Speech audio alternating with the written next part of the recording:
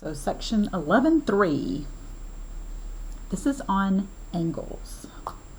So you guessed it, more definitions. Let's dive right in. Vertical angles are created by two intersecting lines. They are a pair of angles whose sides are two pairs of opposite rays. Okay. Basically, 1 and 3 are vertical angles, 2 and 4 are vertical angles. Vertical angles are congruent. That means they have the same measure. Now, I know you're probably thinking, really? Is that true? I'm going to need a proof. Well, I'm here for you. Basically, if you add up angles 1 and 2, they make up a straight angle of 180 degrees. So do angles 2 and 3. Those add up to be 180 degrees as well. They're a straight angle. So if I take this equation and I subtract angle 3, I get angle 2 is 180 minus angle 3. So I replace, just do a little substitution here. You guys might remember that from algebra classes where you solve systems of equations using elimination or substitution. So do a little substitution here, and I got angle 1 minus angle 3 is 0. Add angle 3 to both sides. Boom. Not that you guys didn't believe me, but I figured I'd just show you proof of that and how it wasn't that bad to have to show you. Two positive angles whose sum is 180 degrees are called supplementary angles. Two acute angles whose sum is 90 degrees are called complementary angles. Any line that intersects a pair of lines is called a transversal of those lines. So it transverses those lines. So I highlighted that in that line just to show you that transversal. Now, when you have two lines cut by a transversal, we form a whole bunch of angles. And these angles, of course, have names. And that's the hardest part of this chapter, is all this terminology. So looking at two lines cut by a transversal, 3, 4, 5, 6 are called interior angles. So we say that these are in the inside here, the interior of this region. Whereas 1, 2, 7, 8 are exterior angles. So if we're calling this inside here the interior, then everything else is that exterior. Now we have something called alternate interior angles and alternate exterior angles. Alternate because they are on alternate sides of the transversal. And they're both interior angles. So 3 and 6 are called alternate interior angles. They are interior angles. They are on alternate sides or opposite sides of the transversal. 4 and 5 are alternate interior angles. We have alternate exterior angles. Exterior angles on opposite sides of the transversal. So we have 1 and 8, 2 and 7.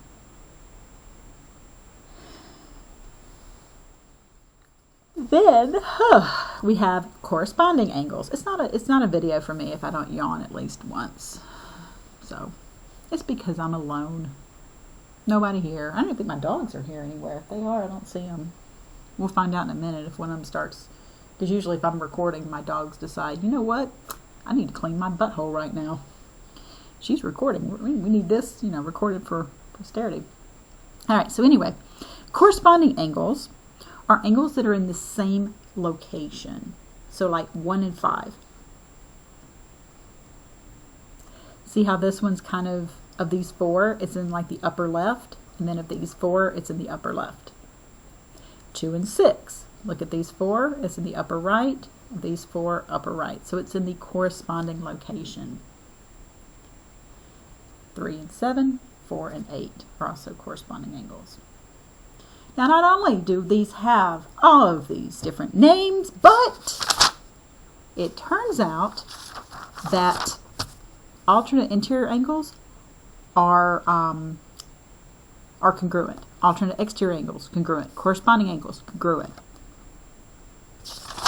I know, it's fantastic, isn't it? Now this is only true if M and N are parallel. Okay? If these two lines are parallel, then this transversal is going to form all those angles. Those alternate interior, those alternate exterior, corresponding, all those things. And it turns out that the corresponding angles are congruent, alternate interior angles are congruent, and alternate exterior angles are congruent. Now, we can take this in the other direction. This says if M and N are parallel, those angles are congruent. If those pairs are congruent, you can then deduce that M and N must be parallel. All right, so all that yammering, let's just do an example.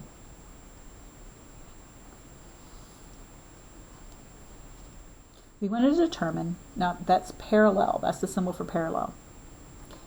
Are M and N parallel to each other? Well, don't go by my drawing. Let's go by the angles. So 130 and 50 are not related. Okay? They are not alternate interior, they're not corresponding, they're not alternate exterior, they're not vertical. However, this angle right here, we can find the measure of that angle. So let me just kind of darken that up so you can tell that that's not a continuation of this 50-degree angle. This angle right here, now don't go ahead and label it as 130. You don't know.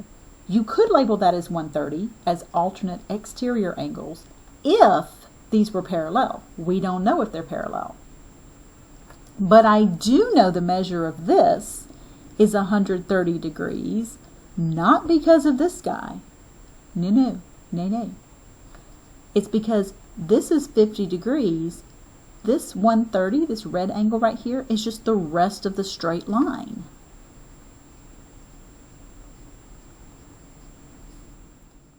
Or the rest of that straight angle.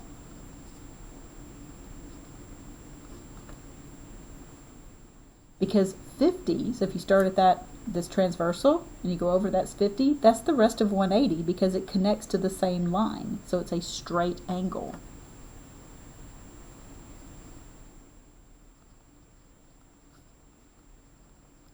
Now, since this 130 degrees is equal to that 130 degree given angle,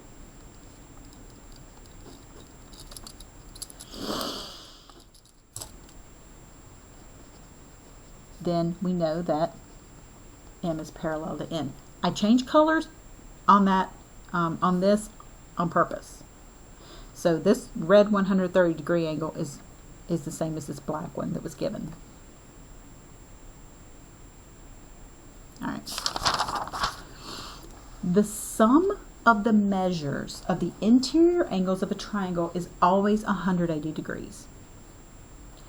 Just to show you a proof of that. Now, an easy way to do a proof of this is to take any triangle, draw it out, and then just like you can have the kids take scissors and they can cut off these angles of 1 and 3. If they do that and they take angle 1, they cut that one off, and then they kind of rotate it and put it right here, it will fit right there where 5 is perfectly. Cut off angle 3, it'll fit right there where angle 4 is perfectly. And what happens is 1, 2, and 3, when you put these together, they make a straight line. Remember, a straight line or a straight angle has a measure of 180 degrees. Now, I took a little bit more advanced approach for you guys for the proof. I continued the sides. I drew a line that was parallel to the base of the triangle and said, hey, look at this. 1 and 4 are alternate interior angles. They have the same measure. 3 and 5 are alternate interior angles. They have the same measure. So you can take these 3 things here and build a straight line out of them. Or you can use some of that terminology that we've already established. But I think your book, if you look in the book, it does it by cutting off these angles and then rearranging them together. Okay, we can use this fact about triangles to find the sum of the interior angles in any polygon. So the interior angles of a triangle always add up to 180. So let's look at a quadrilateral. If we take a quadrilateral, that means a four-sided figure. It doesn't have to be a rectangle. It could be a kite. It could be an isosceles trapezoid. It could be a trapezoid. It could be a square. I just picked a rectangle. And we cut it, you're going to see that we get two triangles. Each triangle has an interior sum of 180 degrees. So the sum of all the angles inside here is going to be two triangles, 180 degree sum each. You get 360 degrees. The pentagon, I'm just going to pick any vertex, and I'm just going to draw lines to the non-adjacent vertex, or vertices. That forms three triangles. Three triangles, each with a sum of 180, gives me a full interior sum of any pentagon of 540. And do the same thing with the hexagon. So down here, I write how I form these triangles. I connect any vertex with all of the non-adjacent vertices. Now when I say a non-adjacent, this vertex right here, that one's adjacent. I don't form a triangle by connecting it to an adjacent one. That's just a side of the polygon. So, in summary, here's what we get. I have the number of sides, the name of the polygon, and then the sum of the interior angles. So you can see the pattern in here, right? So what is a formula that we can then come up with for any polygon, just an n-gon in general? Well, is it n times 180? Well, no, because look, a 10-sided figure had 8 triangles. 9-sided figure had 7 triangles. 7-sided figure had 5. So the formula we can use is the number of sides minus 2 times that 180. So that's a general formula that we can use to find the sum of the interior angles. Now some books call interior angles vertex angles. It's the same thing. So do you see why I subtracted 2? I mean, if you look at the pattern in here, 4 to 2, 5 to 3, 6 to 4. It's also because when you start connecting non-adjacent vertices, there's always 2 adjacent vertices that aren't going to form a triangle. So that's why the 2 is subtracted off there. Let's find the measure of each vertex angle or interior angle in a regular whatever. I started using vertex angle because I realized I was calling them interior angles, and I think your book calls them vertex angles, so I didn't want there to be any confusion, so I switched really quick. All right, now this says regular. The word regular doesn't mean just your everyday, common walking around the streets heptagon. No. Regular means all sides congruent and all angles congruent. So all sides congruent and all angles congruent. So from this formula up here, we can find not the individual vertex angles, but we can find the sum of all of them. So in a heptagon, the sum of those interior angles, or those vertex angles, is going to be, well, how many sides does a heptagon have? It has 7 sides. So it's going to have 5 times 180, which we already did up here, and was 900 degrees. That's the sum. That means each angle is equally, the angles are equally split to where each angle is the same measure. So how many angles does a heptagon have? Well, it has 7 sides and 7 angles. So each interior angle, or each vertex angle, measures 900 degrees divided by 7. I don't know what that is. Let me grab my calculator real quick here. 900 divided by 7 is about 128.57. I'm just going to round it to 6 degrees. I divided it by 7 because it was a heptagon and it has 7 angles. Because it's regular, I know they're all the same. So I can equally divide that sum into the 7 angles and I get that. So to find the measure of a particular angle, or every single angle, you're going to take the sum and you're going to divide it by the number of angles. So a dodecagon, do you guys remember how many sides it has? Don't get it confused with a decagon. Decagon has 10. A dodecagon has 12 sides. So the sum is going to be not 12, it has 12 sides, but 12 minus 2.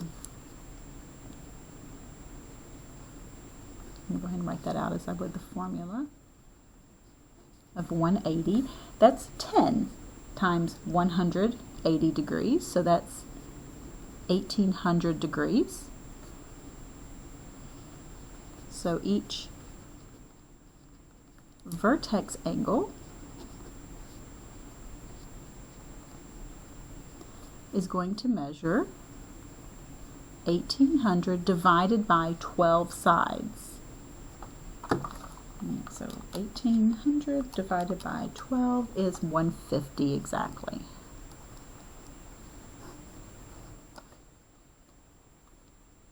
Alright, pause the video and see if you can follow my lead from these two to find the regular 52 gons vertex angle measures. So we're going to use this formula. So the sum is going to be 52 sides minus 2 times 180. So that's 50 times 180, which is 9,000 degrees. That's our sum. Now we have to split that 9,000 sum amongst 52 angles.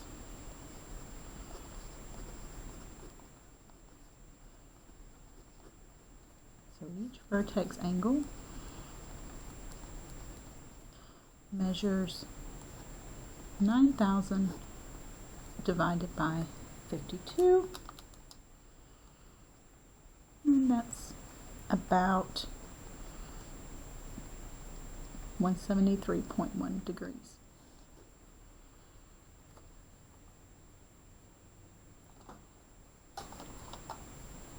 Okay. So the last thing we're going to do is come back to those corresponding angles, alternate interior angles, things like that. So we're going to make use of all of those kind of things with these. Given that line L is parallel to line M, that's important. If you're given that parallelness, yeah, sure, we'll call that a word, then you're guaranteed that corresponding angles are equal, alternate interior angles are equal, alternate exterior angles are equal. All that stuff happens, you're guaranteed by this parallelness. So I said given that those are parallel, find the measure of angle A, the measure of angle B, and the measure of angle C. Now this is not drawn to scale. Okay? This is the notation of how we abbreviate the phrase, the measure of angle A. So that's why I wrote that down there, so that you didn't wonder what I was trying to say there. So that's just the abbreviation. Okay, here's what you got to do. You just got to start with whatever you know. Okay? I'm going to try to use a myriad of colors so that you can maybe follow what I'm doing here. I got all kinds of colors here happening. Okay, so, gosh, where do you even start? This is parallel. These are parallel lines cut by two transversals, that one and that one. So I'll tell you what, when I look at this, my first thought is this. I know I've got to find the measure of angle A. You don't have to go in order, by the way. I see that A is inside of a triangle. So I immediately think, okay, I'm going to have to use the sum of the angles in a triangle is 180. So I immediately think that. So if I know the other two angles inside this triangle, I could find A. So what do I know? Well, I know that 40 degrees right here is the same as that 40 degrees because those are vertical angles. Okay, so that 40 degrees and that 40 degrees right there are vertical angles.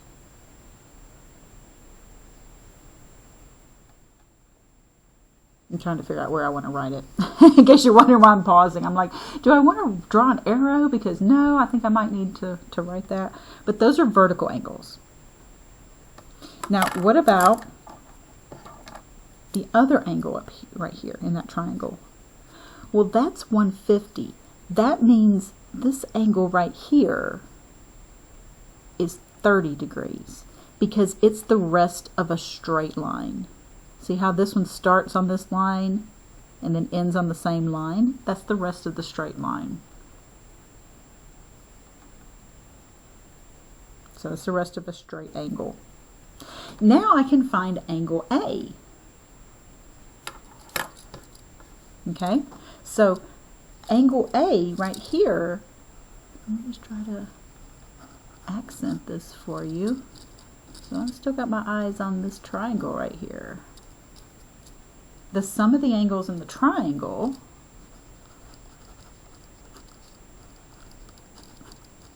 oh, that pen's almost dead. Let me grab another one.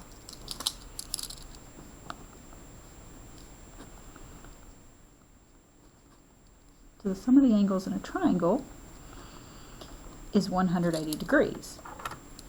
That means 30 degrees plus 40 degrees. I don't know if you guys can tell, that purple's not showing up so well there. Plus angle A is 180 degrees. This was the rest of the straight angle. These were vertical angles. Okay, well that's 70 degrees. Plus angle A is 180. You don't really have to solve this equation, right? You guys can tell what that's going to be. That angle A is going to be 110 degrees.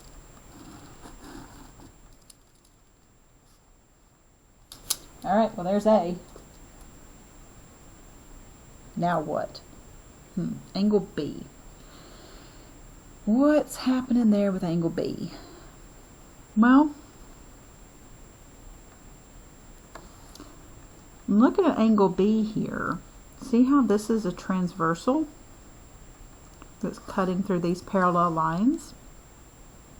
150 and B are in the same location. They're corresponding angles. So I can already tell by looking at it that angle B is going to be 150 degrees by corresponding angles.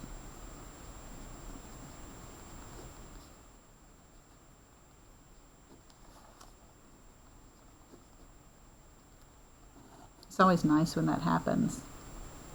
And you can just look at it and just see what it's going to be. Although it's hard to do that at first because you don't quite know where all the corresponding alternate interior, alternate exterior, all that crap's just going to, run together.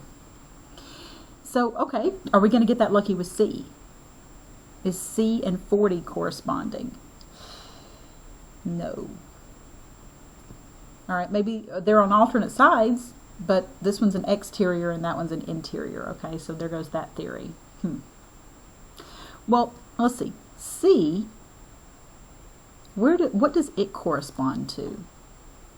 You know, if we look at the 4 angles formed right here, it's in the top left. If we look at those 4 angles up there, top left would be right there. So what is the measure of that angle right there? That's the rest of that straight line. So if that's 40, it's the rest of the 180. So that's 140 degrees. So I get that angle C is 140 degrees by corresponding angles and the fact that that 140 came from being the rest of a straight angle.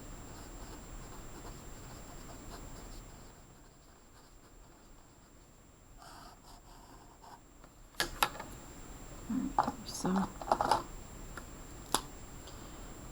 this was the rest of a straight angle, as was that 140 to that 40. Both of those were the rest of a straight angle. The 40-degree ones were vertical angles. Right, so that one to that one were vertical angles. That was the rest of a straight angle. That was the rest of a straight angle. So I'm trying to write, you know, explanations so that when you look at these later, it's not like, okay, how did she just fill in all this crap? She just put some stuff wherever. No, there's nothing. Okay, let's look at the last 2 examples here. So example 4a, solve for x. All right, what are we going to do here? Well, because that is a right angle, that means these lines are perpendicular. Perpendicular lines don't just have one right angle, all 4 of these are right angles. So 4x and x together make up a right angle. So we get just 4x plus x, those 2 angles together make up a right angle. Because that's also a right angle, that's a right angle, and that's a right angle. We just only have to write one of them in there. The others are implied. All right, these are like terms. That has a coefficient of 1, so that combines to be 5x equals 90. Do you guys remember how to solve equations? That smushing right there of 5 times x means that it's multiplication that is implied. So you're going to have to divide both sides by 5. So we get 90 divided by 5 is what? 18. Ah, why did I write 180? I meant to write a degree symbol, and for some reason I just thought, I'm going to write a big old fat circle. All right, so 18 degrees.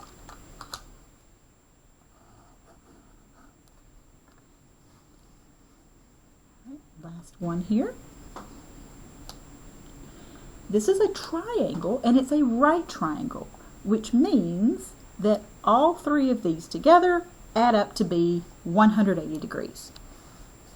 So 2x plus x plus that right angle add up to be 180 degrees. Okay? Because the sum of the angles in a right triangle is 180. Now, what if you said, no, that plus that's going to be 90 degrees? You would be absolutely correct, because if this is 90, these other ones must be the rest of the 180. Same thing.